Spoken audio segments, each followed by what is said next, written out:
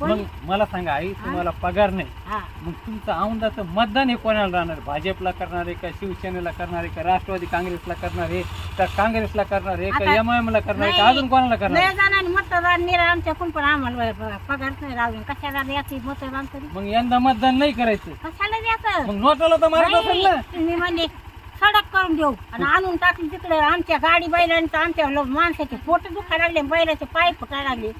मग आहे का सडक? ते नुसतं पाजावून खडी टाकली. अच्छा, सडक केली नाही. कशाला मतदान द्यायचे तुम्हाला? मतदान होतं तुमची ही सडक होईल, तुमची ही सडक होईल, तुमची ही होईल, त्याचं म्हणते काय माणसं पडते. कशाला? मग नोटाला मतदान मारलं का मतदानच नाही करणार? मतदान बघायला लावले आणि ते सडक करून दिली, मतदान करणार आहे. आमचं गाव कोणतंच मतदान करणार? आईनं सांगितलं हो. सडका केल्या हा आणि पगारी लावल्या, म्हणजे आईची बर का, आणि आई सारख्या अजून दुसऱ्या आईच्या, तर हा त्याच्या पगार लावला तरच मतदान, नाही तर मतदानच नाही. बरोबर ना? बरोबर.